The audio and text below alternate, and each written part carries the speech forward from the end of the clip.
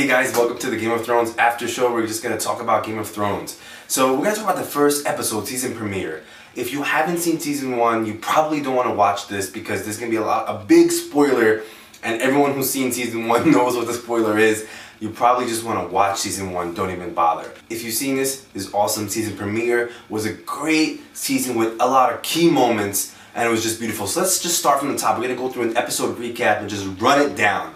So it starts off, the first scene starts off with King Joffrey and Sansa, right, Ned's daughter, as you all know, a Stark, sitting with King Joffrey in some courtyard on top of some castle. And there's some battles, his guard, King Joffrey's guard fights, and then they call in some other guy. And what's important about this scene is that it shows King Joffrey's shift into becoming this kind of like new militant, kind of like overbearing king, even though he's a child. So this young guy stumbles on, kind of drunk, says he had 2 cups of wine, and King Joffrey is kind of like all arrogant, is like, hey, make sure he gets some more, and they just stuff his face with wine. It was kind of funny because like they probably should have held his nose because like I guess a person could still breathe through his nose. I don't know, it's never been done to me, but it looked kind of like funny. But kind of like the idea is there, he stuffs his face with wine, and then Sansa, his bride-to-be, who is Ned Stark's his daughter, is telling him to stop, and he gets really angry, and just you see, this kid is just a great actor. You see his power, and he just kind of tells her like stop, you know, like he just looks at her and she gets scared, so she tells him, please, you know, you don't want to kill him. She changes it up on him, saying you don't want to kill him on your name day. And then she says, oh, he doesn't deserve a quick death, you just, you know, let him be your fool. So he makes him his fool. And then King Joffrey's uncle comes along, the dwarf, who was Tyrious, comes along, and they all thought he was dead, so he finally stumbles on King Joffrey, and they just get into this little discussion, and he says sorry to Sansa, and it crushed me because he apologized, you know, he felt bad for Sansa, and then I don't know what's the deal with Sansa. Like, she's starting to she calls her father a traitor. I can't tell if she means it or doesn't mean it. Is she playing along with Joffrey? Like, we're not sure whether she's playing along with Joffrey or she's kind of, you know, she really means it. I'm starting to think that she's really falling into it. So that was kind of weird. Now the next scene is critical. The Lannister, it shows her kind of like fear that she's been messing up.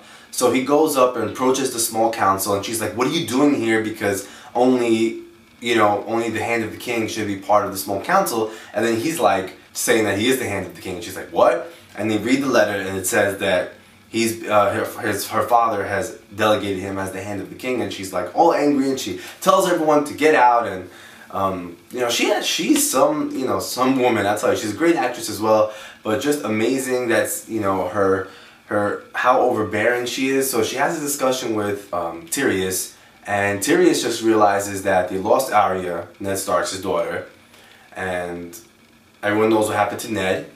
So he's like saying, you lost 2 Starks and now we only have 1 to trade, which is kind of disappointing. The next scene is just, basically, you have Bran Starks is back, you know, in Winterfell, and is hearing people's complaints, and someone calls his brother Robb Starks, and he gets mad, and he says, that's King Robb, because everyone knows they all hailed him king, they declared him as the king of the north. So I guess he didn't like the way people were talking about his brother. He said that during the scene. And there's something there. I don't know whether there's going to be some betrayals to come, but there's some foreshadowing there of like people maybe not respecting Robb Starks as much because he's a quote-unquote a boy, yet he's done, you know, so much. I mean, he's captured Jaime. Everyone knows what he did to Bran. Everyone knows that Uncle Jaime's the one who paralyzed Bran. So, but what's interesting is that his counsel, his advisor, whatever you call him, tells him that your job is to listen to people that you don't want to listen to. And that's pretty cool, you know, because it shows the difference between the Winterfell, the North, and the South, and the Lannisters. The Lannisters are just ruling by power and don't care, and are taking over a position they don't even deserve. But Bran, on the other hand, the Starks, are more, you know, fair and just. Next scene I thought was interesting, which is Bran was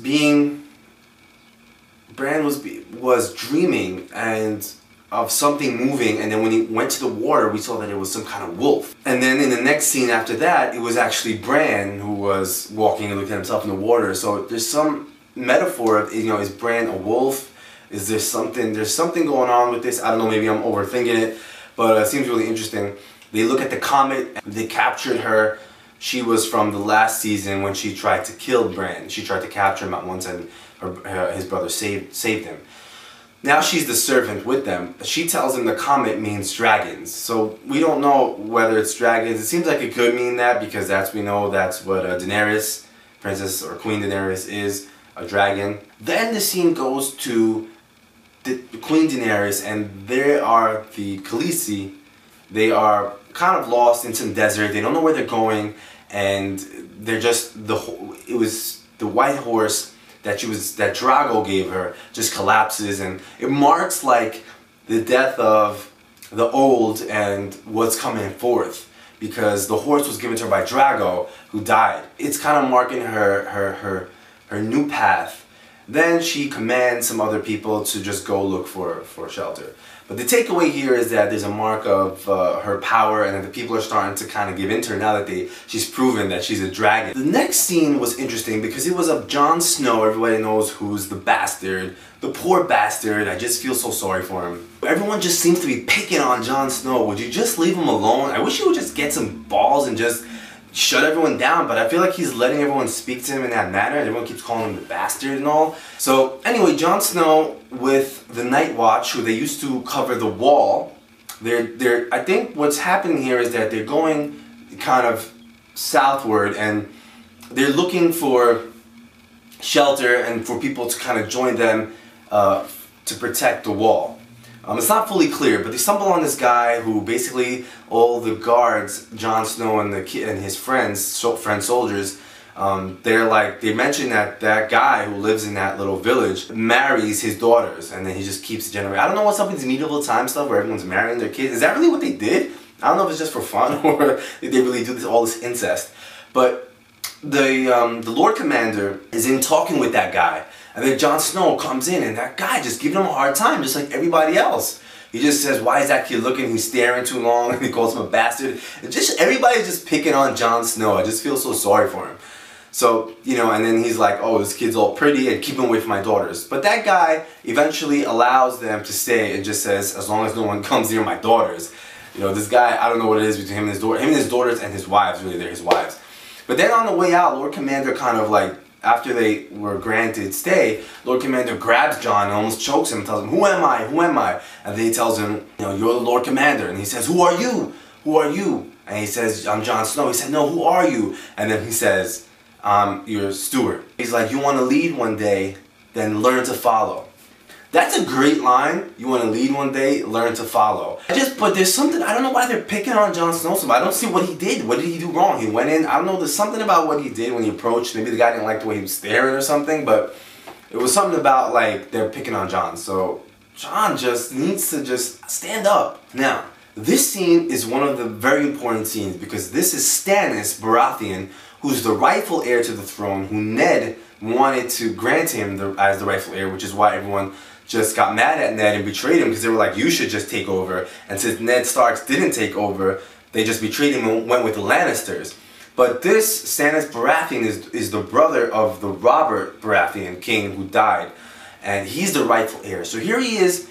What's happening here is it's like a ceremony, and it seems that he is leaving his old religion and his old people and taking on new council. And the new council is bringing on like a new religion for him, and she's burning the gods in the background. But there's one guy who kind of like is telling Stannis' advisor that, you know, don't do this, this is a new religion. And he stands up and tells everyone, would you like betray your old gods and all your old whatever? And then that guy's like, you know what, whatever, you know. He tells him, you know, when the scene is over, about to be over, the old man who doesn't want things to change goes up to Stannis' friend, who he wants him to tell Stannis the truth, goes up to him and tells him, tell Stannis the truth. And then the guy's like, what truth? And it seems to me what he meant by that was like, is there a truth nowadays? I mean, with the way everything's going on, there is no truth. I thought that was interesting, right? What is the truth? You know, that's not something, you know, it's kind of like whatever. You're living in a time where everything's all flipped upside down, and you start to question, you know, what do I know? What is the truth? What's not the truth? Then in this scene, we see Robb Stark's standing over Jaime, and Jaime's telling him, oh, why don't you let your guards watch me? Because he's been watching him the whole time, and for some reason Robb Starks wants to be the only one to watch Jaime. And I think that's so smart because, you know, but it's interesting because then Jaime tells him you don't trust your men, and then Robb Stark tells him, no, I don't trust your life with my men. Basically, it's talking about how people would send in a raven, a message, and maybe they'll try to buy him out with his life, which is worthless anyway. But to him, to Robb Starks, his life isn't worthless. It's the whole reason to basically, you know, get back his daughter, get back his sisters, and avenge, you know, everything that happened in the past. I don't want to mention too many spoilers. And I just love this scene because Jaime tells him like, you're just a boy. And Robb Starks tells him, well, it must be embarrassing for you to be captured by a boy, defeated by a boy, and perhaps killed by a boy. You know, I love the way Robb Starks is just standing up. This is a lesson for all the young kids out there. Like, stand up and hold your own. And people, like, he got declared king because of his power and his ability to stand up. And then as he's going out, Jaime tells him, oh, you know, you only had 3 wins, and that doesn't make you a king or a conqueror. And then Robb Stark tells him, it's better than 3 defeats. Awesome! I love the way he just stands up and just owns it. In this next scene, you see this stupid whore that the dwarf, you know, Tyrion took from the other city and brought her home, and his father told him not to bring her, but he brought her anyway, and she's talking about how the city, she loves the smell of the city, even though it stinks and it smells like crap, but it makes her like want to have sex and all this crazy stuff. The takeaway from this scene is that there's something about Tyrion, there's something that shows the dwarf, there's something like he's like a ladies' man, and there's something about him, there's like an emotional, sensitive part about him that I don't know when maybe it's gonna come out. He doesn't seem like a true Lannister, he seems too nice to be a Lannister, so we'll find out what's gonna happen. That's what I like about this scene. Then, this scene, this is the most extraordinary scene of the entire episode. It is Peter Baelish walking off, and he's met by the Queen. They get into this conversation that is, I think, one of the most extraordinary amazingly written conversations. So basically, the whole conversation they have is a metaphor between each other. As you know, Peter Baelish found himself into the royal family, and the Queen was born into a royal family. So as they talk, they get into this thing about how both of them are trying to get power and which one is stronger. So as they get into this thing, Queen tells him, I knew this, you know, she calls him a self-made man, and then she's like, she tells this story, a fake story, of a boy who found himself into a prominent family, found his way. And he had eyes for the bigger sister, but she had eyes for someone else. And she's referring to Peter, who found his way into the royal family, into the Lannisters. He kind of plays along and then says, you know, in his metaphor, as he's like, well, you know, it is interesting how when brothers and sisters, a lot of ironic situations can occur with brother and sister. Perhaps they can fall in love, and he's referring to her and Jaime, who she's having sex with. And then he goes, I found that a lot of prominent families don't know a simple truth. And he goes, and she's like, what is that?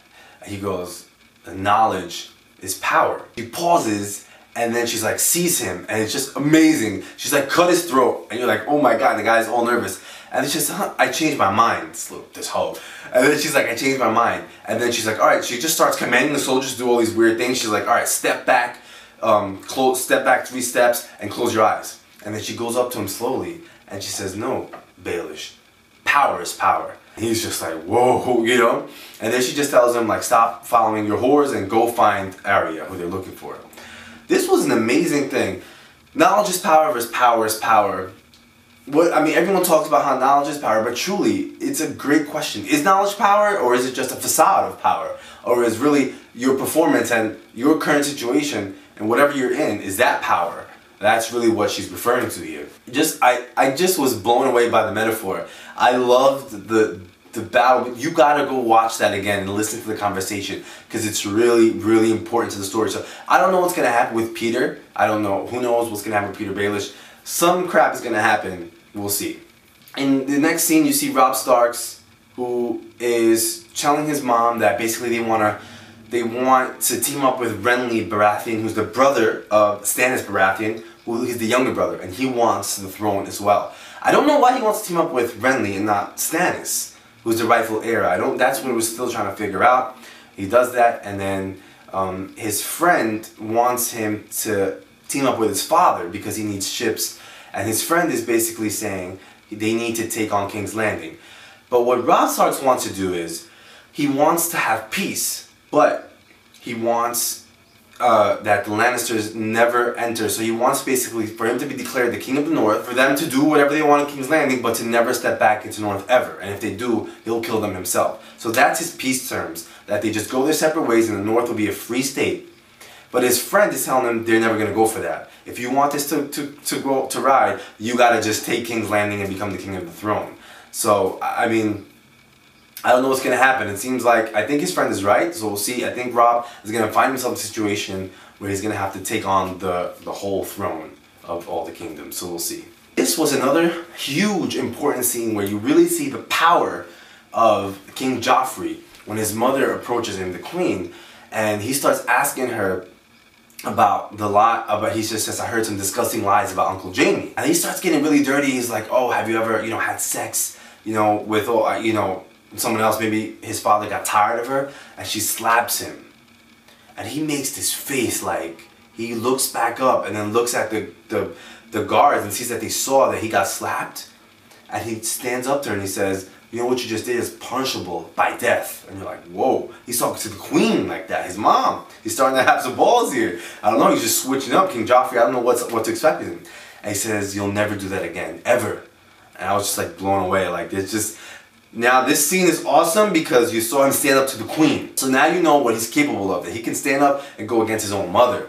And that's going to be kind of scary to see that. In the final scene, I'm not fully sure, trying to figure this out. It seems like they go into the whorehouse and this is really sad. They kill one of the babies in front of the prostitutes. It's her baby, but they kill the baby in front of her. It's just so sad. And then they go on this, they just go crazy, and I don't know if it seems like they're killing all the kids. I don't know if they're killing all the kids or just killing all the bastards, quote unquote, because they're looking for Arya. And they're looking for Jon Snow as well. I think they're trying to kill off the bastards of the old king, Robb Baratheon. So if you have any comments about that, put it below, tell me what you think. They kill them, but they go on killing all these kids.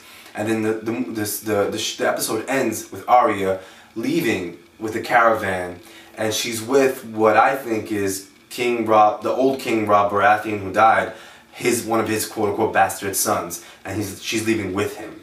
So, an awesome episode. Can't wait till episode 2, a great season premiere. This was just a rundown. It might have been a little too long, but we got to go through this, and I'll see you in the next show. In the meantime, go check out Guyfy.com, where we have a little comic version of the season premiere, where we turn the episode into like a comic. Kind of fun way to relive the episode. Talk to you soon.